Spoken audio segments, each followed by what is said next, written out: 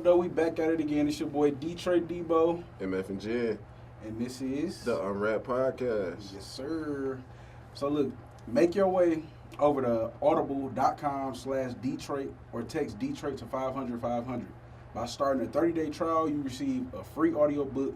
Audible is a great way to enjoy... Excuse me, man. Audible is a great way to enjoy the best of both worlds. I mean, you can enjoy the comfort of reading while listening. You can stay on the go and still listen to your favorite reads. I mean, I think I'm going to check out Jay Prince, the new book he just dropped not too long ago. That's right. Audiobooks are great sidekicks for summer activities like hiking, sunbathing on the beach, running, road tripping, and enjoying downtime and outdoor summer activities. Yeah, so y'all do the same. Remember, it's audible.com/Detroit or text Detroit to 500-500. All right, let's start the show. So, it's a lot to talk about, man. This is too much. You know, usually we try and come up with a topic for the episode, but it's been so much going on that was like impossible. This week, man, it's been like a silent. I don't even want to. I was gonna say something, but I ain't gonna say that. But it's been a lot jumping off, man. So, good and bad. You know, mostly bad, but you know, still there's some good in there. But before we get to all that, let's introduce our very special guest, Miss Myya Jones. Clap it up. Hi, everybody. You got the clapping sound effects. All right. Myya, you want to step up, tell everybody about yourself, let them know what you got going on? Well, let me tell you a little something about me. I'm just playing. No, my name is Myya. I'm from Detroit. I am very involved in politics and also business as well. I'm kind of still, I don't want to say recent graduate, but like recent graduate of Michigan State. I graduated exactly a year ago. Okay. So I haven't been out of school that long. And What did you major in? I majored in business and I majored in Arabic and I also studied African American studies. Wow. Dang, she the real deal, y'all. Right, yeah, man. And don't sell yourself short. Let me tell you, this young woman has ran for mayor of Detroit and also state rep. I mean, y'all got a bunch of questions. A lot of questions. I'm sorry. He trying to get a little sneak. Right. Sneak No, peek, I man. just, I want her to big up herself because Yeah. she out here moving and shaking and she's so young, doing a lot for the culture. So We should have had the intro music for Myya, man. right, for real. But so yeah, so a little bit of what's going on. We gon' converse about what's going on. What I want to touch on is something heavy, but you listen to TV Side? I don't know. You don't know. Have you heard of TV Yes. Side? All right. No, my sisters, I don't really listen to music or watch TV, but my sister has Spotify. Okay. Yeah. So I'll just listen to her playlist, and she has a Detroit playlist. Okay. All right. So I'll listen to some of the All stuff. right. I don't even know who be on there, but I'll just listen to the music and then just vibe to Okay. it.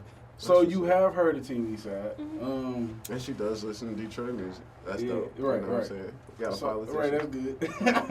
But so Team Eastside Snoop was murdered. It was Monday, right? It was like early Monday, early Monday or yeah, late like Sunday? 2-3 in the Yeah, morning. you're right. Which is, like I say, is heavy, man, because he was like one of those figures, within on the Detroit music scene who kind of propelled the music here. You know what I mean?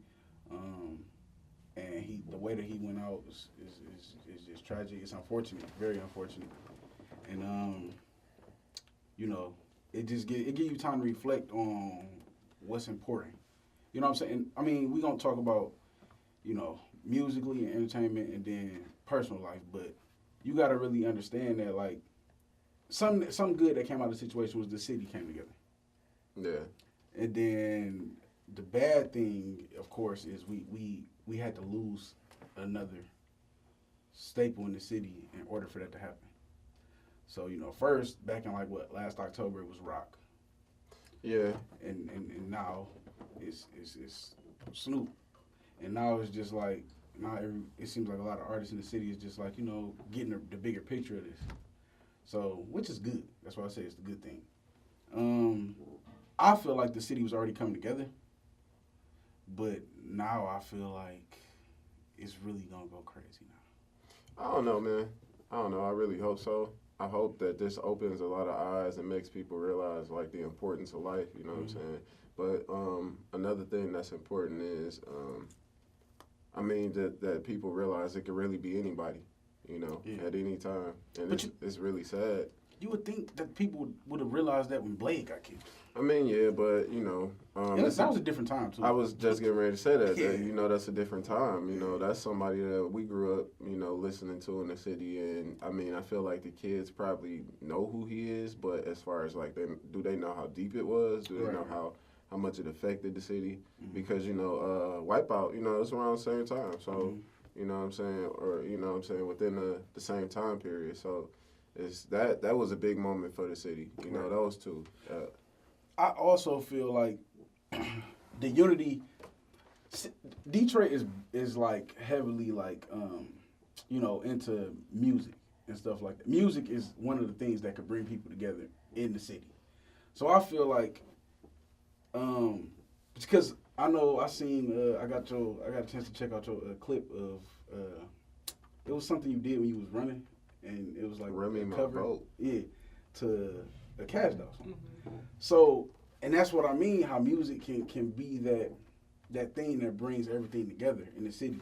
So I just feel like this it's an unfortunate event that happened, but I think it's one more thing that's gonna bring us even closer together, East, West, different walks of lives. You know what I mean? So. Now, you being, you know, a person that is on the political side and the business side of the city, like, how do you view it from your perspective? Like, you know, what do you think is it going to take to make these kind of situations come to a close? Putting you on the spot. That's a real tough question because, you know, my cousin was actually killed Friday. Oh, and I'm so sorry to hear that. He was an up and coming artist in Detroit. His name was Big Mari. He was young though. He was 16. I'm sorry. So My condolences. yeah, so we dealing with that right now, and that just reminded me when that the rapper who got killed earlier this week, because it's constantly still happening, and that's when I'm just like, okay, I'm in this spot to where I don't really know what we can do to really bring people together, because music. You remember I studied performing arts at Cass, Right. so like I did it all, like dancing. We had to study like vocals. We had to do acting. We had to do speech. We had to do literally everything when I was there. So I understand how arts and stuff bring people together, and that we love entertainment and to really like feel like we're free. But I think it's this thing to where I was looking at a bunch of like interviews and stuff lately about how a lot of artists feel like when they're at home and trying to come up, people are constantly trying to attack them in their own hometown, which is why they move out a lot of times. Yeah. So you wonder why people who are true. coming up don't stay here, because they have people who are hating on them while they're here. And I think that's like a natural thing. And because we're humans, I don't feel like we have the ability to really stop that. Mm-hmm. What we can do is teach kids how to, there's room for everybody here, because there's not no one person who can sit here and reach out to every audience. Everybody has their own audience that they need to fill. So the moment we realize we need to actually find our own niche and not try to take over somebody else's niche is when I think it'll start to be more positive things happening. But until then, people learn like to really just hate and be envious of other people's success. Right. You know, they say that a lot. A lot of artists feel that way. Like, remember, we was having a conversation about T Grizzly, and he actually said, like, soon as he got, like, his legal situation all the way straight, he was moving to L.A. And then, you know, Big Sean moved. A lot of people tend to move from home for that exact reason. So, But I want to just chime in on that same topic. I feel like, you know, back in the day, it was more of like other artists attacking current artists. Now I feel like it's just everyday people that's just hating. You know what I mean? That's coming at them and, you know what I'm saying, want to stir up stuff just because, like you said, they hating, they not in that position or whatever like that. They haven't found their own niche yet. So I feel like when that's the case, you really do need to go ahead and, you know what I'm saying, get up out of it. I feel like it's two things. One, Detroit hasn't been placed since the Motown era as a niche to where people can really fulfill their dreams and become like actors and performers and stuff, which is why people move to like LA, Atlanta, and like New York to pursue their careers. And then two, on top of that, you also have it to where the only thing we see black people doing is entertainment, like basketball, football, rapping, singing, and reality TV. You don't have people who see people as lawyers or doctors or politicians, which is why everyday people want to be these rappers and these reality stars. That's why they hate. They don't see any other avenue to make money and have an income and really take care of their families. So when you only see that stuff, you're going to hate because you want to do that to make money and have this lavish lifestyle. So I also do feel like almost everybody I know, including myself, they have those figures in their family, like a lawyer or they have Some some people, a government. I'm not saying everybody. I'm not saying everybody. To what she's saying, they're not glorified. Like, okay, you have them as like a family member, and you think of them like, oh, my auntie, she's a lawyer. That's pretty dope. She drive a cool car. But like, you don't think of her as like Johnny Cochran or something. You don't put them on like that pedestal. Yeah, like, high up there. Right. You know what I'm saying? Right. The way we idolize rappers and ball players and you know people like that. You don't have a lawyer that's idolized like that. You don't have a judge that's idolized like that. Right. And if you do, they're not black. Right. Very true. So it's just like me. Y'all would think I had somebody in my family who was doing big stuff. I don't. Like, I'm the first to do it. But see, right and that's where it comes to piggybacking off of, I think a couple of episodes ago. It depends on like what type of person you are. Remember we was talking about putting back? Yeah. It's just the type of person that you are, because a lot of people say, "Oh, I'm just a product of my environment." But you have to make. Where did you grow up at? You know what I'm saying? Like I'm just saying, my like, environment too. Like but what I'm saying is like you can become a good product of your environment or a bad. It's your choice. It's what you decide what path you decide to take. But the way people pose it is like, oh well, I saw somebody selling drugs in my community, so that's what I'm gonna grow. I'm predisposed to selling drugs, which is possible because some people are susceptible and some people some people are easily influenced. But like you're saying, it comes to a point where you have to, yes, we're all, products of our environment, but we have to choose what path we're going to take. Are we going to do something good with what we learned or bad? You could sit up all day and say, this is why, this is why, this is why. That don't change your situation. And right, just you can. I mean, and let's not act like there isn't a system in place that doesn't. I don't want to make everything political. I was just about to say that, but we do have to realize too, there's things against us where people don't have opportunities to actually have a lifestyle, to have access to these jobs too. Yeah, right. So. But we want you to dig into that. We want you to dig into that because that's facts for sure. But what we're saying is we're not saying that that isn't true. You know what I'm saying? But what we also saying is you have to be cognitive of the situation and you have to make the best of what you can do. You know what I'm saying? You can't let the situation just completely control your life, because if that's the case, then you wouldn't be trying to pursue the things that you're trying to pursue. And I'm only speaking on it like this because I see like numerous examples of people who came up in the same conditions, if not worse, and have made it to a nice place in their life. You know what I mean? So it's possible, but it shouldn't even be those obstacles set up against us. So that's where we let you chime in and different stuff that needs to, be done to change that. Getting back to artists and the entire situation that we were talking about, I noticed that you said we have to teach people that there is a place for everybody to flourish here. And, like you said, you brought up the great example, it hasn't been that way since Motown. So would you say, in order to change, or do you think a step in the right direction to change these senseless acts of violence is to, I suppose, open an avenue for everybody? Because right now what it is it seems as if we only glorify one or two types of cultures within the city. So if we open up, the doors and we, put everybody on a pedestal to where they have a time to shine, and we can show everybody this is what you can do. Yes, there's room for you too. Then maybe that'll end because there wouldn't be so much, envy. But it's also, and I'm sure you're gonna touch on this when you go into depth about it, but it's also a difference when, okay, you have a one-parent household, which is probably usually the mother. She has to work double shift. She's never really there. So now you have a house full of kids. You know what I'm saying? Now these kids have to fend for themselves.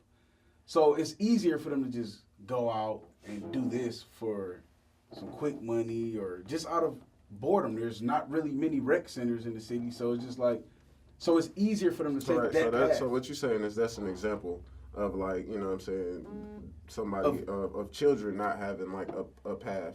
Or being shown a path, right? Or they only being shown one path, so that's what they go and do, right? Okay. And then and basically what I was trying to get to with that is one path is so much more easier. Yeah, that's very true. People don't like hard work. People don't really like hard work, man. Not so it's so it's just not at all. So it's a kid is really not gonna like hard work. If adults barely like it, a kid not gonna really like it. So it's okay, yeah, I can stay in and study. Boom. I want to go to this college. I can stay and study and try to get in there. Or I could just go out here and do this with my friends, make this stack real quick or whatever, and still have time to myself, have fun, and all of this. Like, you know what I mean? So it's. I feel like we need to.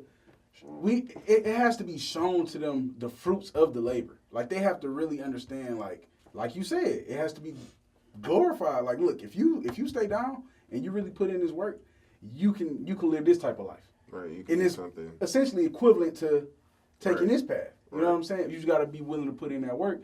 You taking a gamble with your life, your freedom, and all of this. Why do that? Right, and because like that causes a ripple effect. You know what I'm saying, when a person takes that path, because this now we segue all the way from what happened to T.Me. Snoop, Right. but it's all tied together. Mm-hmm. You know what I'm saying? Maybe if the person who committed that act knew like a different way, or was shown like, or maybe he is like an envious rapper or something like that, like, or just a person who didn't have anything going for herself. Maybe if he was shown like something better. Then, Maybe if he wasn't shown social media.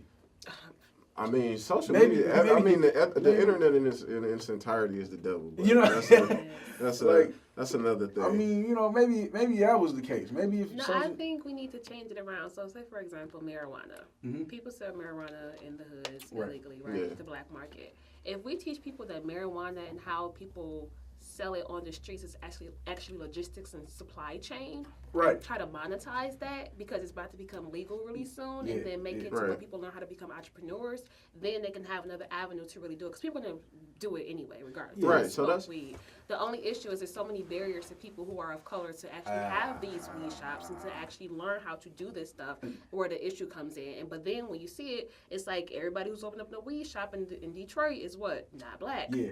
And So- then it's just the same thing with like small businesses and stuff like that. It's so many obstacles. That's why I said like, it is a lot of stuff in place that should not be there, when it comes to people of color. But I feel like when you really stay down and you work hard, you can find a way.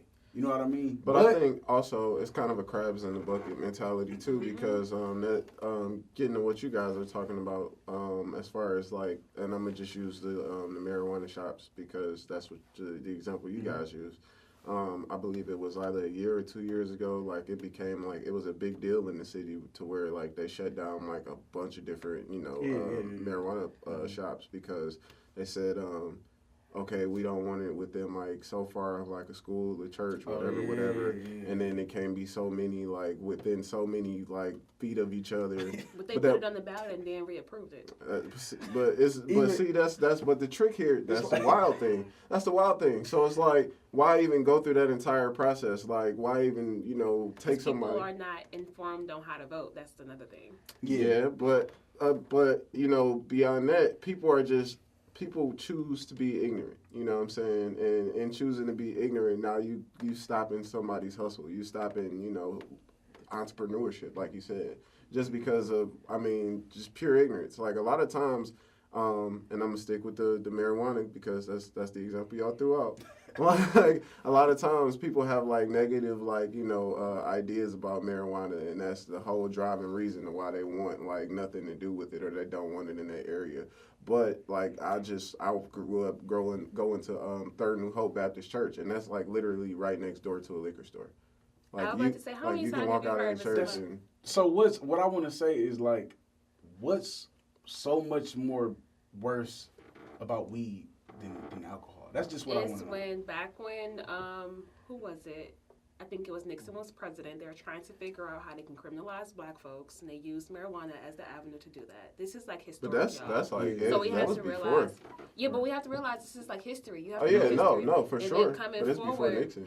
Mm-hmm. Yeah, but that's when they started putting laws into place. Right. So when they actually want to start criminalizing black folks and putting them in jail, and then when Bill Clinton wanted to become president, this is why people had an issue with Hillary. They used a 3 strikes you're out Yeah, I rule, remember that. and then the only way that Bill Clinton could actually beat a Republican was to use what they were using against black folks and try to criminalize black people too. So we have to realize that when we do the actual research and understand what happened and what is continuing to happen, they made marijuana seem like it was a bad thing because this is what we were using. They didn't criminalize cocaine because we couldn't afford cocaine. They criminalized crack and marijuana because it was heavy in the actual black community and also in the hippie community. The hippies were with the black people, kind of, sort of. They agreed on our ideologies. So when they used that to really change the narrative on how people perceive it, that's when people start to have this thing about like, it's just like social media. When you see that like something is bad, this is bad, this is bad, you're going to continue to, the more you repeat it, the more it's going to be in your brain, oh, this is bad. So then after all that stuff happened, now it's just like, how many times do you hear about somebody getting into an accident because of marijuana? Yeah, that's very true. I mean, you don't. It's always you're drunk driving. People criminalize stuff that black folks and people of color do to really put negative stuff on our communities. And it seems like it's starting to be accepted now, just because it's such a openly like equally used drug. You know what I mean? But amongst all of the races at this point, so it's just like we can't just put it on them now. Marijuana is legal in DC, y'all. Come on. Yeah. Yeah, in Colorado, right? The cap. I'm just saying it's the capital. Oh, right. So this being the capital and it's legal. legal. She just dropped a good gem like, on me. I didn't even know that. That's like you can smoke. And that was like one of the first four. Wow. One of the first 4 states to approve. Because a friend of mine actually just moved to Seattle. Yeah. And it's legal in Seattle. And Seattle was one of the first 4. Man. But we got heavy real fast. So. Yeah, we got heavy. But R.I.P. to Teeny Side Snoop. R.I.P. to Rock. It seems like they have brought the city. Big Mari. Yeah, R.I.P. Big Mari, man. R.I.P. to everybody, man. All the fallen artists, artists, entrepreneurs who was trying to move forward and got that cut short. But let's move forward, man. Right. So, you know what I'm saying, moving forward on a more entertaining, more positive note, let's talk about the madness that is Azealia Banks on Wildin' Out. Like, she was tripping. Madness. She was tripping like she had never seen an episode of Wildin' Out. You know, come on, that's my only thing, man. Like, right, you know what I'm saying. But a lot of people had different perspectives of it, so I want to see how y'all feel. Like, hey, do you know the situation? Yeah, I do. The thing is, I haven't had time to like really watch the whole episode, but I've seen clips on Instagram, and I'm just like, I always just like, but yeah. What about the show or Azealia Banks? Oh, okay, yeah, okay. She's one of those people. Like, so hold on. Now look, I've heard her name. But I don't know, like, she sings. She's a rapper. Okay, so here's the thing. Okay, she's an artist, and she actually, like, was talented. Like, she has more of an experimental sound. But the trick is, like, in her being so talented, like, she's a jackass, like a complete ass. Like, she is straight Steve-O. Like, she's like, bro, she's terrible. Like, she just fly off the cuff, insulting people, act like a diva, you know what I'm saying? Anybody who doing good, she tearing them down, like, you know, like, it can get ugly. See, like, I got the impression. It's too much. You can really look into her. I got the impression that she was a sweetheart. Wrong. The way that she took that, it's like, wrong. Dang. Wrong. Okay. Go check her out. Like, and that's why a lot of people are like, you know what I'm saying? She like, deserved it. Yeah, or not even so much she deserved it, but just more so like, okay, it's like you tripping, but it's like all of the shit you talk about people, all of the money you slay, like it's Wildin' Out. Karma, like. Right, and then don't act like I just said, don't act like you never saw an episode of Wildin' Out. Yeah. Like, it's a show with jokes. What do you expect? If you're good at jokes, you shouldn't have went on there. You should have went on there. That's what I was saying. Like, man, come on, man. Nah, this is what trips me out. She said she thought it was just gonna be like a little in and out. She was just gonna perform. Exactly. Everybody's face was the same. Like, man. Wildin' Out been out for how long? You know, if you're the guest artist, you're going to be participating in the games. Come on.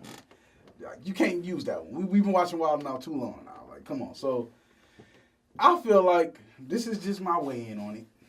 You went on this show, and Wildin' Out is beefed up now. Wildin' Out it's bigger. It's so much bigger than what it is. You go there, you talking about the talent. Yeah, you got to know, like, they coming for your head. So, yeah, really. So, it's like, she might not be aware of the culture in the state of entertainment and on Wildin' Out. Because if I'm going on, you got Chico Bean. Yeah, he flame up everybody. You got DC Young Fly, the one who got her. He stunned her. You got these two heavy hitters. What you think gonna happen? Yeah. So, I mean, hey, it is what it is. They should have kept it going, if you ask me. Yeah, Especially, I thought she was a sweetheart. So I really was kind of feeling, like, you know, dang, he had to do it like that. But now, hey, it is what it is. I'm sorry, Azealia, but hey. Right. You got what was coming to you. I ain't gonna say all that, but I ain't surprised, you know what I'm saying? I say it like that. And I don't know why she was surprised. I don't know why she was surprised. She wasn't surprised. She wasn't surprised at the jokes. She was surprised at how hard that they was coming at her. She probably didn't think they was gonna go that hard on her. But she started to get personal. She was like, Yeah. you live in like a $750 Yeah, because she didn't think that them jokes was going to come like that. apartment. Yeah, it's like, come on, man. For one, you're not a comedian, so she had to get personal. I mean, She had to get personal. She couldn't just joke listen, no more. no, I'm sorry. No, listen, because this is a fact. This is a fact. We all know. Let's not play. In the black community, from kindergarten, preschool to adulthood, You understand, you though. learn how to flame. Like you Yeah. have to. Like it's But a defense mechanism. So like, you said she got personal. You know the person who can't flame always want to fight. Always want to fight, bro. No, but then my thing is, on the clips I saw, she had said, well, that was anti-black. yeah, I was just and I was like, how? What joke? Do you know? Did you watch the full episode? DC said something to her, I think. Oh my God, I need to watch the whole episode. Yeah, I gotta watch it too. I'm gonna watch it tonight. I think it was something like, what'd he say? He was like, Nick Cannon is so something. He couldn't get, we couldn't get Cardi B, so he got Azalea Banks' ugly ass. All right. Oh. And then she was like, I just felt like that was very anti-black. Like, Man, no, he just said you was ugly. Like, I mean, that don't. he called everybody ugly. Right, Like, I know.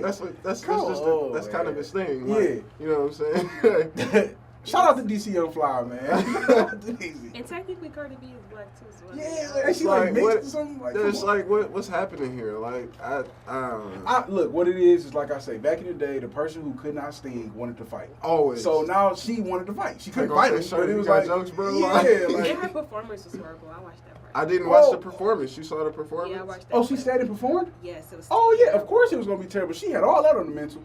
Yeah. But she was actually trying. Oh. Damn. It was just, she just sound that. So I was just like you. I didn't know who Azalea Banks is. I just Yeah. kept hearing stuff about her on the Shade Room. I didn't really care to go look at what she was. It was just like one thing, just one random day. I said, let me go check this girl out. So I went to her page, clicked her video. Her video was nice, and her little sound and stuff was nice. But I feel like you said, her whole attitude really overshadows it that. does. And it was just like one good, like little electric song and whatever. But again, people put like auto tune and shit to stuff. So I can't. Yeah.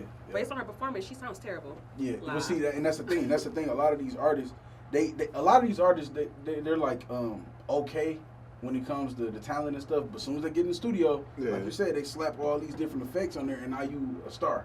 You know what I'm saying? So that's what makes the difference between the actual, truly talented person and just she might have an image, and you know they can put her out. Yeah. A lot of people are curators too. Like they're good at putting the different sounds together. But you know what I'm saying, Yeah. as far as actually going out and doing it, Or even it's not just- the same. It could be an artist that's like creatively like good and like could probably have the image, but the talent ain't all the way there. So it's like, all right, they got the image, so we could market this. Mm. You know what I'm saying? So Yeah. now it's like now we got to go heavy in the production area. Right. Because a lot of people say Frank Ocean isn't good live. But Okay. you know what I'm saying? He's like musically yeah, genius. right. You know? So that's a great example of that. Yeah. But you know, sticking with these artists, you know what I'm saying? And this is the last week I promise to God that we're gonna talk about. All right, this yeah, woman. yeah, because we've been talking about her for probably about a month, 3 Not weeks to even a that. month. 3 weeks. 3 weeks. I Ooh, say yeah. 3 weeks.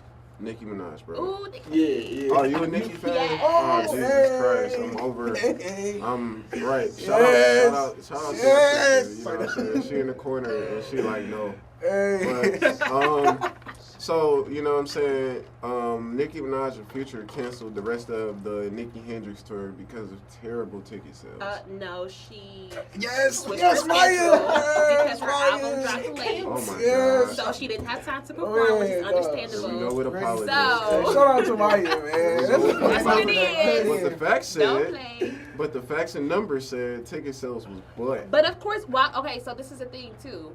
If you haven't heard the album and stuff yet, and you don't know I what have. to think, We no. are. Before when they were selling tickets first, before the album Right, came out, right, yeah. Like you The gotta pre-ticket sales, you gotta yeah. wait, you gotta see, Yeah, because you know the Nicki fans don't get it, but you have to.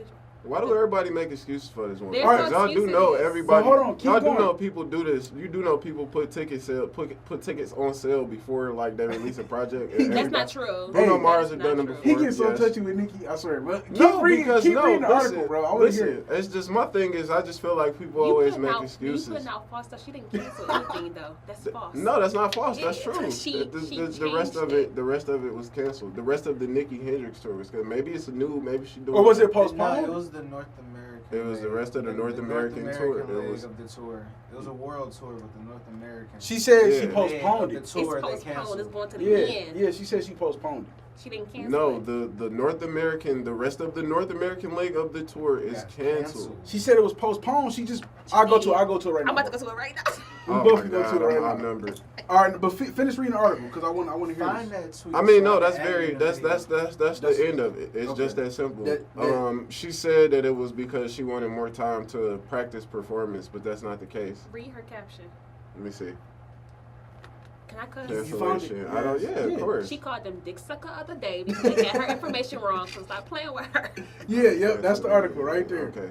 So she said I haven't canceled anything. She said it was postponed. Yeah. All right, it was postponed. So So even still, why are we making excuses for this woman? because it wasn't canceled. Thank Okay, you. so even still, let me say it again in slower motion. Why are we making excuses for this woman? What's the Because- excuse? Okay, now it said that it's okay. She postponed, right? Yeah. Okay, now she want to be the queen of the game. I'm just saying, like I just said, Bruno Mars and put tickets on sale beforehand. A lot of people done did that before. That's not new. It's not she want to be. I she just is. imagine you doing this because we got Myya here. No, You know I'm you got serious. backup today. Hold on, Ed. But- Ed. What? Don't always go hard for Nicki. Come on, man. This Hard every as day, hell, man. boy. This Yeah, every day. listen. I'm just saying, like a lot of artists, and especially artists that's supposed to be of that caliber, are able to sell tickets. You know what I'm saying? So Yeah. I feel like, I mean, if you put it on, and it's very obvious if you postpone it, it's to sell more tickets. You know what I'm saying? So that those venues are full when you do it. But my thing is, if you are of that caliber and you still hold that certain weight, then that shouldn't be an issue. But see what we've agreed on. You know, like I said, for always, like it's never that I'm against her. It's just if you claim this title, You want her to act live like it, it. Yeah. live it. But, You know what I'm but saying? my whole thing is this though. You can't say just because of ticket sales, she's not the queen. That's not my argument. It sounds like that's what you're saying. No, what I'm saying You is, keep if talking about ticket what I'm sales, saying ticket is sales. that she is the queen, and you know what I'm saying, she is of that caliber. Like she wants. My biggest thing is, I think, like I said last week, she needs to realize, like, yes, and Charlamagne said it best, really. He said Sore right winner. now she being a sore winner. Okay. Like you had the #2 album in the world on the Billboard 100. And then Like she you went at still Travis. doing right. You still doing amazing. So it's like, why are you like slinging mud and like doing all of this stuff that is completely unnecessary when you did drop a pretty decent project? Like I But do you said, think it's unfair when people are doing stuff when you're a black woman and they really hinder your success? Because if you had the #1 album and then Like they what? used, like when they was using like what's her name, Carly? What's her name? Cardi B. No. what are you talking Carly about? Rae. Travis' little girlfriend. She Oh, talking about Kylie Jenner. Kylie Jenner. Yeah, Kylie Jenner. She said little girl. See, I no, remember that. okay, so this is my argument against that. Let's not act like that's not common in music. Like, But then and they let's not wouldn't act even let like, her to use and then her the merch stuff sales that too. They were letting him use merch sales beforehand, wouldn't let her use hers. So when they doing unfair stuff, because they had to change some rules too, because they knew they was doing her wrong. Yeah. So why would Oh, they change my some goodness. rules if they knew they wasn't doing it wrong? See, he don't. Whenever You gotta look, I read noticed. and Look, research. when it comes to Nicki Minaj, whenever it's valid points It's that's valid. backing up Nicki Minaj, it's not valid points. I'm It's- gonna need some research behind this because I researched this. I'm sorry. All right, show me. Okay. The only thing you showed me was the tour Okay, stuff. so which, let me show and you- like I just said, when I'm wrong. I'll concede. Yeah. But from what I looked So- into, so when it comes to she Nicki did- Minaj, she did every- everything. Like the funniest thing is like she's talking about bundles. Like that's what you getting at. Like she was talking about. Okay, you selling stuff with merch. She did the same thing with But they, would, calendars they with all wouldn't. types They of wouldn't stuff. let it count towards her sales though. right? But That they was was the letting. issue. But they was letting. Remember, you told me that. Well, you didn't say it was official, but you said Nicki Minaj had said She that said Travis something was right. She said something about it, and then I said, "Then like it wasn't even it wasn't uncommon. Like, and she had done it herself. And from what I read, it was common. Everything was fine. It's just that she didn't pull the numbers that she thought she was. She being a sore winner. Okay, so what I'm saying is this, man. It's not fair that people. You know what my argument is, bro. My argument. This is where where Jen stands on it. He doesn't necessarily like either one of them, lyrically, but he goes to Don't Cardi you B. He goes to look Cardi. at you. Let me just get this out. Let me just get it out. This is what's been said by you. All right, I just wanted to be on the record. I did not bring up Cardi today at all. But that's what we always. This is where it's at. That's I know. So what I'm saying is he necessarily doesn't like either one of them lyrically. He said if he has to pick one of them, he's gonna go to Cardi B because she's more entertaining to him. More Strictly opinionated. More entertaining, and then I feel like she's more authentic. Strictly opinionated. So, my argument is, I ain't talking about who's more authentic. I ain't talking about who you like more. I'm talking about lyrically. Who can you listen to more? Right, and then what do I always say? I don't find either one of them lyrically And that's what inclined. I said. I don't And that's think what I like said. the pedestal that everybody put Nicki on, I don't. And that's You know what I'm opinionated. But saying? what I'm talking about, by the masses, and we can do a poll, by the masses, who's better? Who can sit up and listen to Nicki Minaj longer than Cardi B?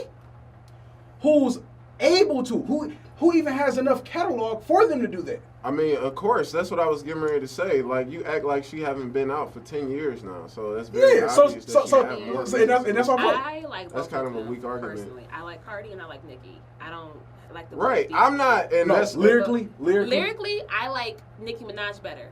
Come Cardi on, B people is have to be- entertaining. Cardi B, she says a lot of like, ratchet stuff that I want to go to. And But it's that's just what I like the said only from the thing beginning. is Right. though is that you could tell what raps Cardi B right and which raps she don't write. And no, and that really I ain't gonna go there. I ain't gonna go there. And it's like right. because if you I listen know no Nicki fans want to go there. Like, that's a rough. What you That's a mean? rough page. Don't What you do mean? That. Don't do that. What? Because that's Nicki been in. Minaj. Right. Okay, bet. All right, bet. No. Let's stay on this right here. No, I'm not. I swear to God, I'm not. I swear to God, I'm not. What makes you think she does it though? Is it because it's too sweet? her stuff is too Are consistent. you Her drunk? stuff is too Are you No, consistent. I'm just saying. Are you drunk? No. What makes you think? Are you drunk? I want to know Did what you makes you just say think. because it's too sweet? Yeah, because what other reason? I don't find her sweet at all. No, but what so- other reason? What other reason would you think that she don't write it? Did y'all listen to That's Cardi been B controversial for or years. Nicki before they became like mainstream? Yes. Yeah. So you listened Absolutely. to Cardi B before she Absolutely, was mainstream? yeah. Okay, so do you... And I said this on a previous episode, a lot of people feel like her stuff, It's better. it's better before, she hit mainstream. But a lot of times that's the case because artists have to compromise themselves for the bigger platform. Like we talked about in previous episodes. You know what, man? This is Because Nicki was more raw when she was underground. This just. But her lyrics is still tight, though. Yeah, man. She's. I don't agree. Metaphorically, yes. Nicki Minaj is just all don't Who's the agree. hater? Nicki Because I don't agree. Give credit where it's I don't due. agree. You're entitled to your opinion. I respect that you feel that way. I'm It glad is that you're a crazy. fan. I just don't agree. Hey, I'm not a fan. I guarantee you this, bro. I guarantee you this. It's at least 2 artists that you listen to, males, that Nicki Minaj will wash. I'm talking about no beat, we just spit. We'll wash, bro. That I We'll listen wash, to, bro. We'll that I wash, listen bro. to. Yes, bro. I don't know about that. All I don't know right. about that. All right, bro. I wish I'm some- telling you, dog. I wish one of these Cause artists... listen, this is the territory that you're getting into. Cause now you saying that I listen to for lyrics. You got to remember, I don't listen to No, Nicki or I Cardi know for you don't. lyrics. But what I'm saying is, Because I don't think either one of them is sweet. Now, when I talk about lyrics, I put you on a different pedestal. You really got to be a dog with that shit. So anybody that I listen to is probably going to dog walk them if I don't find Nicki to be sweet. okay. Yeah, but I'm gonna just say this: everybody that you listen to, males or females, are not lyrical. So that's why I say at least As 2 far as people that you listen entertaining, to. as far as like, and that's what I'm saying, like, y'all, okay, so this is where the disconnect comes in between me and y'all. Y'all feel like she's this lyrical talent. I don't. I feel like she is. I feel like she's, I done said for 3 episodes now, I feel like she's alright. I feel like she's okay. I give her credit. Like, I feel like her best album was The Pink Print. It's not like I'm a fan of hip hop, so I listen to it all. But in being a fan, I can be objective with my opinion. I don't sway one way or the other. So in being objective, I find her music just to be okay. And when I listen to her, I don't listen to her and listen for somebody who's lyrically inclined because I don't feel she's that lyrically inclined. When I think of lyrically inclined artists, I think of people who really are lyrically inclined, like Wayne, Cole, Sean, Drake when he actually pen and raps. You just Like, named all males.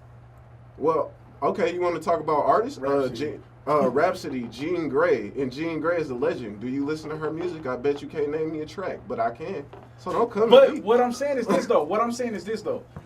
Let's keep it real, Pat. Let's just keep it real, man.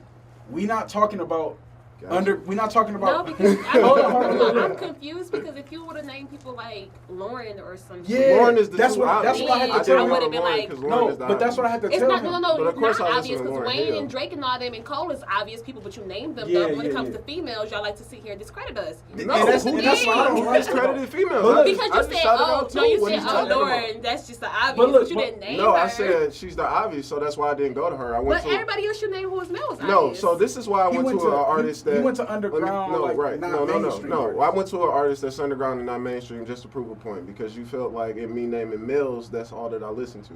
So I gave you one artist that you should know, which is Rhapsody, but unfortunately, obviously you don't, which is sad because as a feminist, you should look into her. I mean, I don't listen to music like I told you. I listen to Right. things that my sister put on, and then Nicki is like so old and Right. everything, Okay. But this is what I'm saying. Like, you know, I gave you an example of somebody who's But you underground. gave me all mainstream males. You gave me No, all I didn't. I mainstream- also went and I gave you Rhapsody, who's a That was mainstream afterwards, female. though. She- Right. But that's no. a female, right. And though. then You I gave gave me all her. And then I mainstream gave her an males. underground artist. It was a counterbalance. 1 and 1. So, but my only thing when we talk about this, Pat, is I know it's thousands of underground female MCs that will watch Nicki Minaj.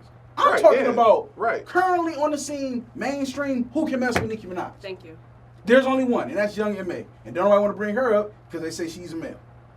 Which Shout is out to Young bullshit. M.A., but that's facts. Which So See, but that's what I'm saying. Like everybody, I That's feel so like. whack. I'm just keeping it. That's Right. That's See, how but they that's look what at I'm it, saying. though. How they Like look that's at what it. I'm saying. And like, I hate that. I swear, I hate it. And I'm looked at like I'm wrong because I say it, but I feel like she's not that talented, and there's artists who are more talented, and people don't want to give those artists credit because they aren't on her pedestal or of her status. Like we talked about last episode, and Young M.A. is a great example. She's an artist who can rap her ass off. Mhm. She's somebody that people should be rallying behind because she make dope music. Yeah. But people don't give her that credit because she not Nicki Minaj status. That sex sales too.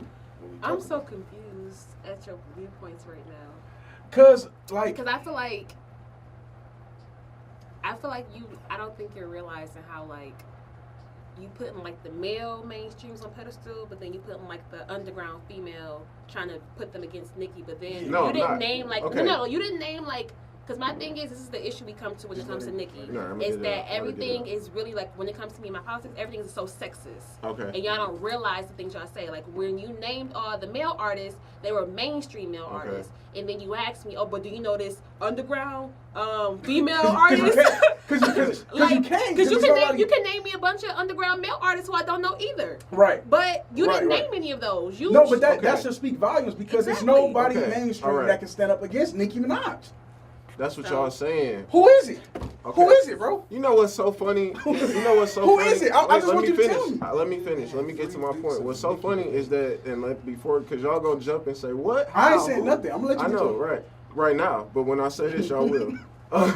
It's so funny that y'all contradicting yourself because y'all said all that to get to the end where you said, but nobody can stand up against Nicki Minaj. So what y'all doing is putting artists against Nicki Minaj and saying, oh, well, you should just acknowledge Nicki Minaj because she's the only female artist that's on this level. No, What? that's not what nobody's No, saying. That's what y'all We're just said. saying I that just you should mentioned- acknowledge the fact that she's been in the game and she's been putting her shit out. No, nobody, I did that. no, I did somehow. that. I Nobody did that. will say like, oh, Beyonce is the queen, but it's all these other females who's just as Right, dope right. as her, who sing No, better than her. no, and no, stuff. no, she's no. the queen. Okay, she's right. the queen. This is Y'all why you acknowledge don't- her as this the is queen, why you don't- and that's why what we it do it is. with Why Nicki you can't do the Minaj same for fans? Nicki? Period.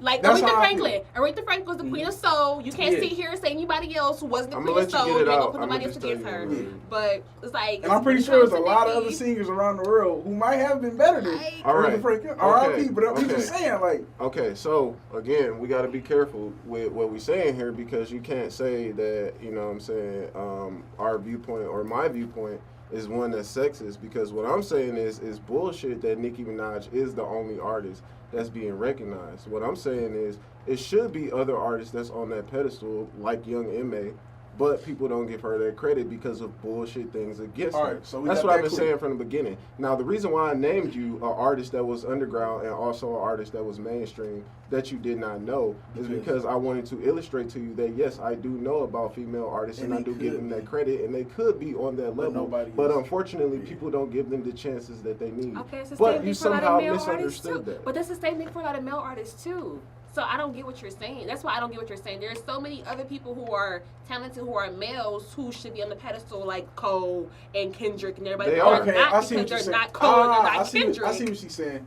She's saying don't be one-sided. Like don't try to say, oh, Nicki cool, but it's a whole bunch of underground females that could be at the top. But don't do it for the males. But see, that's what do I always say? Don't let ignorance, because you do not know, be the don't let that stop you from understanding the message. Because you think I'm saying that, but you know, like I know, I also give the same smoke to male artists. If you trash, you're trash. If you don't deserve the pedestal, I say the same thing. There's a lot of male artists that. So it would have been clear understood if you would have did that in this situation. Right, but I guess she don't know my musical taste or whatever. But I say it about women more because it needs to be said about women more. Because what did you say last episode? You said the lane. It's true. What? Let me finish. Hey, look, it's true. It's true. Big tripping. Let me finish. It's true They need because. to be said about we get the Let me most finish. respect. Exactly. That's the point I'm trying to get to. If y'all let me finish. Now, when it comes to men, what you said last episode and the episode before that was when it comes to men in hip hop, the lane is wide open. There's more room for other artists. That's why Maybach music was able to flourish the same time Young Money was, because the lane is wide open for males. Unfortunately, it's not as open for women. They get so much more against them. So it needs to be brought up more. Yo, it's other dope artists to listen to. Don't just listen to this one artist. Support her. She's dope. Like I said, I've always given Nicki her credit. I think she's cool. I think she's okay. I'm just not a super fan. That's where it needs to come to people. But what I always say is there's other artists to listen to. Let's big up them too. We need more women on that platform. We need more women on that pedestal. So don't make the mistake of listening to me saying that, confuse you and say, oh, well, you just saying that because it's women. No, I'm saying it because I want more attention brought to the women. I want more people to listen to women music. I want you to know who Rhapsody is. I want you to know who Jean Grey is. Right. I want men to know that too. Yeah. You know what I'm saying? It ain't about women knowing that. It's about everybody knowing that. If we fuck with the culture, then let's fuck with the culture all the way. Yeah, go ahead. It's like I'm hearing you, but I feel like people always feel like the way to say like, oh, women, it's room for everybody to be negative towards another woman, and that's what I feel like we're doing. No. Let me finish. I'll let you finish. Okay. What I'm saying is, I think there's a lot of talented people all over, whether I know their name or not. Like I said, I listen to music. I don't even know who the names is. I just think the music is dope. Is that I'll listen to it and it's dope, but what you do is give credit where it's due. Nobody's saying that there's not room for people. What I'm saying is don't discredit Nicki, because I didn't even like Pink Print. You liked it, I didn't. Mm-hmm. So you can't sit here and just say, well, you can because it's your opinion, but I don't think it's fair or it's like really.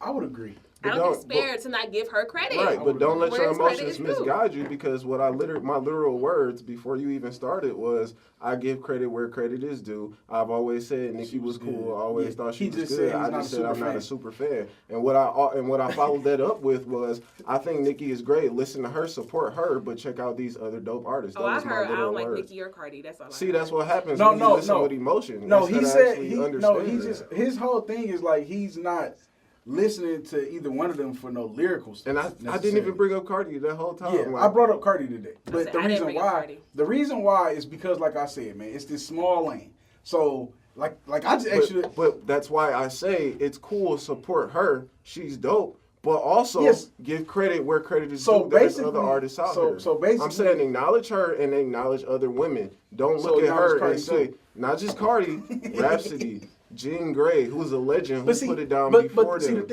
The young M.A. and the artists who coming up behind them. Give those women credit where credit is due. Don't just look at one. The thing with them, they're not going to be as looked at because, I mean, it's sad to say, but sex sells. Who's not giving them credit, though, is what I want to say. Is what I'm confused at. Well, I'm talking about... No, not you. Pat, who's not giving them credit? I'm just really confused because you're saying that people are not giving them credit. What I said, but my exact words was, I feel like they should be on that same caliber, on that same stage with Nicki Minaj, because we need more women. Like Debo just said, the lane is small. So with men, But you they have. haven't Let me been out finish as long because as you asked the Nicki. question. Right. Let me finish. No, how Actually, long? some of them you have. Rhapsody? Some of them, Rhapsody has been out Yeah. for a while. Also, so has Jean Grey. Jean Grey has actually been out longer than Nicki Minaj. She's a legend. I haven't listened to their music, but I trust what you're saying that they might have good lyrical. And then Young and May been, doing her thing for some years now too. Right. She could have had a flourishing career. Same thing with Deja. Same thing with what's the chick from Chicago, Dreezy. But instead of letting them be dope female artists, what they did was they made them sexualized. They made them more soft and feminine. But you gotta understand why too. But let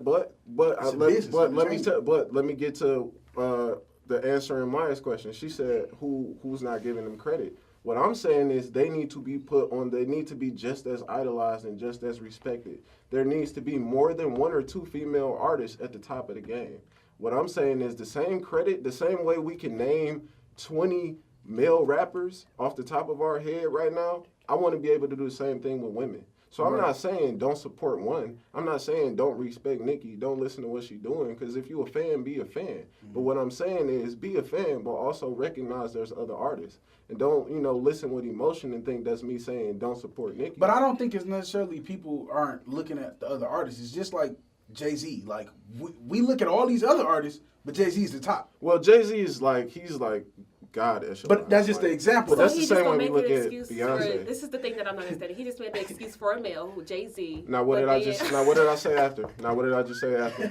What artist did I name after? What artist? You said Beyonce. Oh, okay. But my whole thing is this Beyonce's though. not a rapper. But my whole thing is But this she's though. a female artist. I But just gave her the same credit and the same But title. what we trying to say is Nicki Minaj is right now she is the Jay-Z for the women. It has been for the past 10 years. Whether you like it or not, that's what she's been. Right. And So, I never said that's not fine. So why can't the women have that Jay-Z? I didn't say they couldn't have that Jay-Z. Are y'all listening slow or am I talking fast? No, this is what you're saying, bro. No, right. This is what you're saying. You're saying this, bro. You're saying this. You're saying, okay, look at Nicki Minaj, but acknowledge the other ones. Who's saying they're not? Thank you. That's not. They just don't have the sex appeal to actually blow like Nicki Minaj, maybe. Because sex sells. That's not what I'm saying. You know what's so funny? Like y'all saying I'm wrong, but y'all don't. I'm not saying you're wrong, bro. We're not saying you're wrong. Because what's funny is like y'all putting these negative connotations on these people and saying that's why they're not. But what I'm saying is actually, I didn't bullshit. do that. I didn't say anything. Okay, well even if you didn't, you just did. You just said, oh well, sex sells. That's why they're not on that level. What I'm saying is that not facts? Okay, right, and that may be facts. But what I'm saying is, what was episode 5? New rules need new rules, and the rules need to change to accommodate women. Yeah, we know that. We need to stop making excuses for why these artists can't be. I'm not saying people aren't giving them their credit because yes, there are fans of Young and May. Yes, there are fans of all of the artists that I've named, but they're not anointed to the same platform that male artists are. They don't get the same album release dates. They don't push as many records. They don't get as many shows. And all of that is bullshit just because of stupid stipulations like you just said with Young and May. People say that she a guy. I think that's horseshit. If you sweet, you sweet. Yeah. Let them thrive. What I've been saying this whole time is support Nicki, but realize there's a whole lot of artists who could be on that main stage the same way she is and give them the same level of credit and respect. Right. We want more women on the forefront. All right, that's so what look, I'm saying. What we gonna do? I'm for everybody. If you dope, you dope. Right. I'm gonna say this, and then we gonna jump into your interview because this is your day. This is Myya day. But all I'm saying is we gonna slide all the opinionated stuff to the side. What I'm saying is this is a business. So, okay, we might think what we think, but these record labels and stuff, they want to get behind what's going to sell and bring money.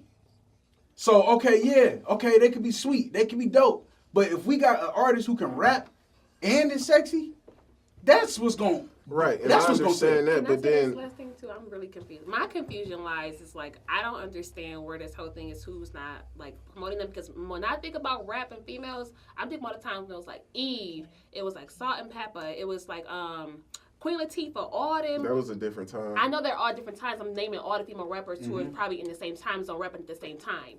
These women who I can sit here and name who are at the same time, they did a bunch of collaborations and everything. So who's sitting here saying that it can't be that? I think the only thing that we're saying, what I'm saying personally, is that yes, I'm a Nicki fan, I'm a Cardi fan, I'm a Young and May fan, I'm all their fans. But when it comes to who has been out here putting in work, who has been getting sales, who's been making money, who's been doing all these Yeah. different things. Nicki is doing all of that. That's all I'm saying. What Right, I'm and that's saying fine. is that she's putting her hard work and people are sitting here tearing her down. That's all I am saying. Now, I believe, like I said, there's room for everybody. People got their own niches, but when it comes to who's been out here doing it and putting in the work, it's Nicki. Right. That's it. No, That's what I'm saying. We had just had some technical difficulties. Yeah. But, No, but I understand that. I Right. understand that. I do. Yeah, and that's and you're right. That's the point I'm getting at. That was at a time where it was unified. That's where Yeah, women and that's was what we're more talking about. together, and they was cutting records together, and it was space. It was Plastic surgery and It was a lot. It was a completely different time, and it was really dope. So Yeah. what I'm saying is, and we know, like, and we had this talk before about how we support independent artists like Chance the Rapper, and just all these artists. The consumer, we really had a power because J. Cole's first album, he was projected low numbers, but then he came and like blew like record companies out the water. Like they couldn't believe how much he sold, and he's continuing to sell like that. Mm-hmm. So that shows like, okay, they may have that may be the standard now. You know what I'm saying? Where sex sells and we can only listen to an artist with the balance. But what I'm saying is, at a certain point, it's up to the people to take control and take the reign and say, no, you know what? I want more women and women that represent all different types of walk of life. Not just one that's sexy. I want one that's a lesbian. You know what I'm saying? I want one that's, have a promiscuous look. Like, whatever. Like, you want somebody that represents everybody, not just one that fits all. That's you know why what I'm saying? I keep telling you, man, like I said last week, like, I really feel like if Young M.A. would have came out with a more like feminine look, I'm not saying sexy, just more feminine, she would have broke that barrier down.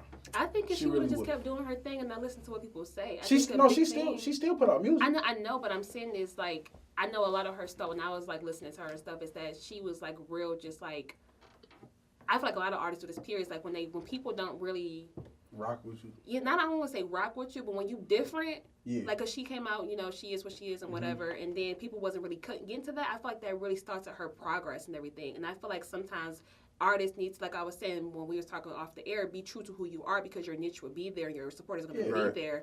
People get started by that, and that's what I wish wouldn't have happened.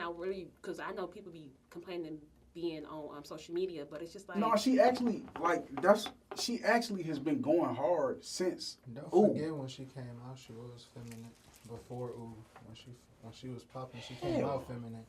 I can pull up the video. Before She came out feminine before she Yeah, dropped I mean- it. What song? She was feminine. What song? So I'm gonna take a wild My guess phone and just say died. like she started like What song? when she started music, she hadn't made that transition to like No, I'm talking about. full. I'm talking about like what song? Like when we knew her. Well, no, that's what he's saying. Before we knew her, before she was popping. I watched the interview. She said she wore a dress one time in her life. She's always been how she was. So I don't know. That's not the case. I don't know. I don't I don't know the validity of it. Yeah. I don't I know. would like to see that. Yeah, I would like to see I that. kind of want to. Yeah, I want to see that. This is interesting. She played football growing up. Like Yeah, that's why I want to it's see a this. lot. But It's a lot. my whole thing is this though. With Young M.A., she stayed consistent after. She did. She stayed consistent. But it's just like that's why I said if she would have came out more feminine, I feel like she would have really broke down those barriers because people didn't really latch on because they like. I don't think that's true. If she would have came out feminine, people would expect her to stay feminine. No. What I'm saying is this: if she would have came out, I'm not saying sexy like on no Nicki Minaj, Cardi B stuff. I'm saying like how you came in here today. You got on a t-shirt. You know what I'm saying? If she would have came out like that, just carrying herself more like a woman instead of a dude, I feel like she would have broke down barriers because it's just like you said, it needs to be accepted by Everybody. the people that a woman has this talent and doesn't have to be sexy. Right, and so that's like I said before, Young M.A. is a great example of the point that I was making. It's so many bullshit negatives like stipulations against women, like that hold them back from being where they should be. And Young M.A. is an artist who is super talented. Like she should be, on that level. Like Yeah, she came out with a dope record. You know what I'm saying? That's the only artist and that you said that I don't know it to be true, but I'm gonna just take you at your word for this show that she stayed consistent. And if that's the case, then people should have like kept listening. Yeah. But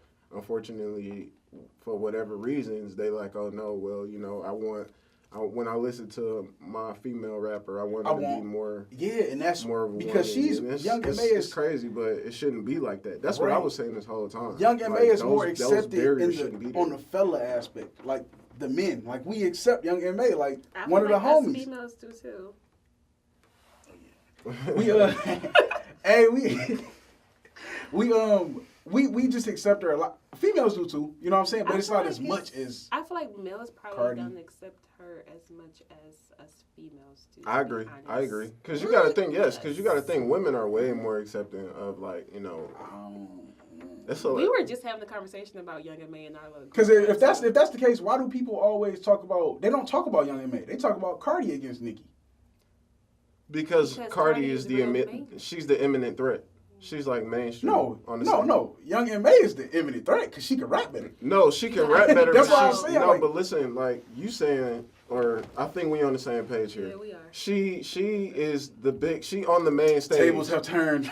Because I'm all about truth. I'm not about opinions. And that's we all are. I'm objective. I'm always gonna go for the truth. So like, Cardi is always put against Nicki because she's on the mainstream like the same way Nicki Minaj is versus where Young M.A. can rap. She's like mainstream / underground. She like in the middle. Like, right, because she known, but it's like she really a one-hit wonder. It's kind of amazing. Never mind, I ain't gonna say that. What? No, it's what? Go ahead. I want to hear. I mean, kind of like Dage, in my opinion. I agree. So meaning what? Because she's all the way mainstream. Who? Dage Loaf. She signed and everything. Okay, you can be signed all that kind of stuff, but it's just like, okay. The reason why I'm saying that she's mainstream is because everything she's put out, like since she's got signed, of course, it's mainstream. She mainstream, but she don't have mainstream popularity. Right. Thank you. But she is mainstream. Right. So that's where the discrepancy is. This is the popularity aspect. That's where it always really. That's what it comes to. That's what it always comes to. Right. But, see, but that's what I'm saying. Try Me was like Dage thing, and then after that, it was just But think about it though. Think about this, because we always talk about this. She stayed consistent after Try Me. It just wasn't as big as Try Me. And that's how I feel like about Young M.A.'s Ooh. Okay. That's the same way I feel about that. So you want her to keep dropping those? You want her to keep dropping those bangers, like? I don't. But the thing is, if she you wanted want consistency. If you want to be, if we talk about when we talk about like Nicki Nicki stuff, Minaj. if you want to be on that level, you have to keep dropping those bangers to make the charts. Okay, so now, all right, so so now look, I'm gonna find some middle ground with you. So now I understand why you say what you say about Cardi. She has consistently dropped bangers. Right, and then she, everything she did got paperwork on it. It got a plaque. And that's why but what I always tell you about Cardi is just give it a little bit more time you with sustainability. I want to see exactly, bro. Right. Same. Right. That's my own. And I'm with it. I you know me. Like I said, I'm objective. Like I don't care if your first shit was sweet. If your second shit is garbage, it's garbage. That's just what it was. You know what I'm saying? But I give her credit where credit is due. Going back to where we said earlier, I just acknowledge all of what she has done, right, and how amazing it is that you know what I'm saying. She could remain so authentic, so uniquely her, but still, put out these platinum records and have all these. Been like a year, y'all. All right, that's what I'm saying. Yeah, and then we look back and look at what Nicki did in her first year. We can go if you really want to pull up everything. No, what I'm saying back then we wasn't calling Nicki the queen though. Wait. No, wait a minute. No, I just want you to realize, you just put Cardi against Nicki. No, not putting. No, her not in. you. Not you. You just put two women together. I never do. No, bro. Listen to what I'm telling you, bro. This is a competitive genre, or whatever you want to call it, sport. Rap, hip hop. It is, bro. I do this all the time with male artists. I get it. I'm just saying, we gotta get better. We gotta be objective. And, but what I'm saying is, but see, where my stuff kind of like is different. Is like I'm not shitting on Cardi. I'm just saying, let's give it a little bit minute before we get to trying to say you can even compare it to Nicki Minaj. Right. Okay. That's all fine. I'm saying. And you do good. You doing your thing. I'm glad. And when people try, and when I go and when I actually engage in that conversation, because I avoid it. I don't try and compare them, but when I do, what I acknowledge is, okay, right now what we have is a sample size of what Cardi can do, and from the sample we see, okay. First album went gold in a day. Yeah. The day you released it, 500,000 copies were sold. Yeah. Not the same with Nicki's first album. Mm-hmm. Hey, but I want to. Maybe months- it wasn't in the era of streaming. 3 months to the day, very true. 3 months to the day, very true. They're great. I love And that. that's, Shout out to but you. see, Wait, man, but that's what I be saying. No. Listen, because I like that. Because I be saying the same no, thing. because bro. ordinarily people just argue based off of emotion, okay. not off of fact. Yeah, and if yeah, you yeah. have a fact, I'll acknowledge that shit and I'll give you credit. where I credit be is telling due. it, bro. That's a look. great example. Now, then what I say is 3 months to the day the album went platinum. Like, you know what I'm saying? So it's like based off of the sample size that we got, we see like, okay, she's able to sell records. She's popular. Mm-hmm. She has all these major deals. She had the commercial with the NBA. She has the deal with Google, with Alexa. She's making all these profitable moves, and she's able to still be Ratchet Cardi from the Bronx. But that's where my argument. I just give her comes in. credit. She got her following before rap really was brought to the forefront. She got her following off of social media and reality TV. You're gonna sell through the roof when you got that. See, but then Nicki Minaj ain't have that. But if she that's- had to sell off talent. But if that's the case, then why? See, because then the argument could be made. If that's the case, then why are artists like 6ix9ine and like all the little rappers not able to sell projects?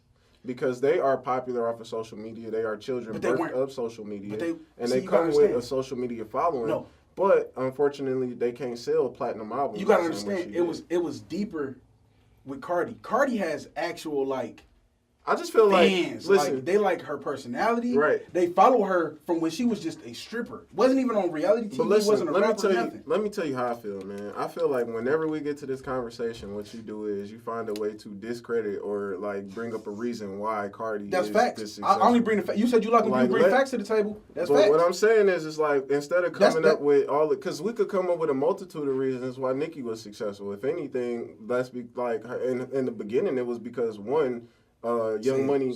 Go ahead. She was going crazy before Young Money, bro. Way before Young Money. Not But on she was that with level. Fendi, bro. Not on that level. Not on Of that course level. not. That's gonna propel you. Exactly. But that's an excuse that I could make. Oh, you got once you hooked up with Wayne and Young Money was the premier label at that time. of No, but course what your I'm telling records you gonna is sell. she got her. But I'm saying what She I've was been doing- saying is just respect her. Give her credit where credit is due. I acknowledge all artists, but he make it a competitive thing. It's He started- facts, bro. We gonna find just ways ignore to that. We just gonna discredit. ignore that. We gonna ignore that. We gonna ignore that she started in the strip club, had a huge following on social media before she was even a reality star or any of that. And then when she got on reality TV, it took her up even more. So yeah, we gonna support you. You rap. We love your personality. Okay, We know you. but it don't change the okay. All of that doesn't change the outcome, and the outcome is she's still a meteoric star, and that's the point I'm getting at. Like, let's not She's try. a meteoric star. Yeah, right. A meteoric rise to fame. We just said it was just a year. That was funny. It just was funny to me, bro.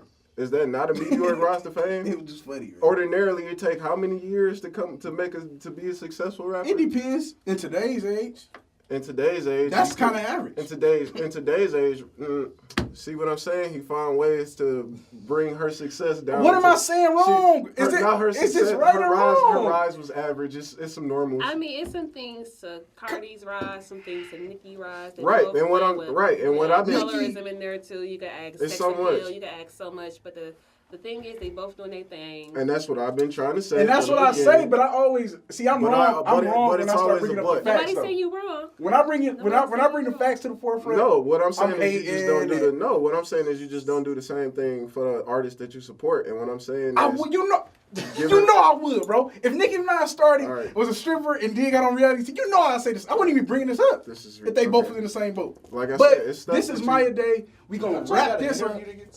We're gonna wrap this up.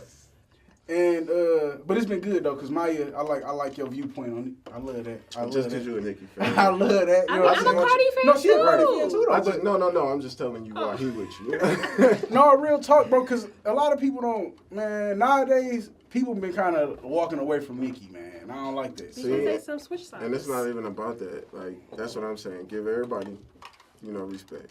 But So let's get into some other stuff because we got we spent a lot of time we on get these into artists. it's Myya Day. We For kinda real, you know got what I'm deep saying? into this, So let's bring it back to the city, man. You know what I'm saying? Like I said, we got Myya Jones in the studio with us today, and she is a young person in politics. She's involved on so many different levels. Like I said, ran for mayor of Detroit, also ran for state representative. You know what I'm saying? She's been doing her thing a while. So let's see. how do you feel about this whole, Mike Duggan situation and, him suing the city over, not the city, but suing the state of Michigan over the high no-fault insurance? You good, bro? Go ahead. Okay, all right. Yeah. I'm on. No dead air, I was just man. trying to subtly give you a time notice. But, Okay, we good. All right. Okay, I actually just read, I recently read that. Honestly, y'all, I've been on a hiatus right now. Okay. Post-election, I've been resting, trying to plan my life and plan this little vacation I have coming up. Where so, to? The Bahamas. Ooh. Trying to take a cruise. Okay. Yeah. All right. So, Soak up some sunshine. I've been trying to stay away from politics a little bit. I Okay. just seen that, but from what I've seen so far, he honestly he just mad because his little D insurance thing got voted down in the state house. So I'm just All right, touch on that. Tell us about it. Educate the people. So Not everybody politically basically, inclined. he tried to implement this insurance that really wouldn't really do too much for the city of Detroit, Okay. and he wanted a bunch of the senators, what do they call it, the state reps and stuff to vote for it, but they voted against it. And he tried to run people against all of the people who voted against his D insurance. So, y'all can really Google it to get way more information for it, but I ain't about to sit here and promote his little stuff. So, yeah. All right. So, what exactly inspired you to even get into the whole politics and political world?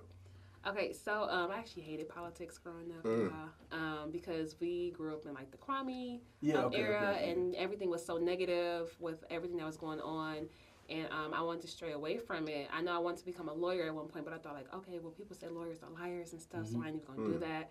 So when I went to school at Michigan State, I just so happened to just get involved in all the stuff that was happening with all the black folks and stuff on campus, and eventually became president of the Black Student Alliance, became president of NPAC, which is National Independent Council for the Greeks, the Black Greeks, D9, and a lot of the stuff that we do is centered around activism. So it was a lot of stuff going on with all the police shootings, all of the racism happening.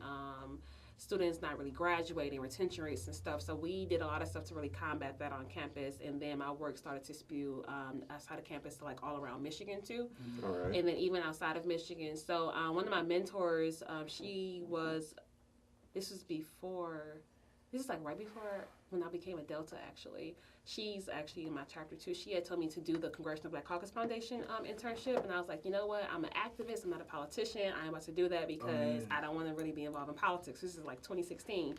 She was 2015, 2016 school year. She was like, so no, look into it and see because all the work you're doing really aligns with it. I was like, so well, I'll look into it and see, but I'm probably not going to do it because I don't really like politics. Right. So I actually researched it, and one of my friends actually did the internship, and he told me all about it.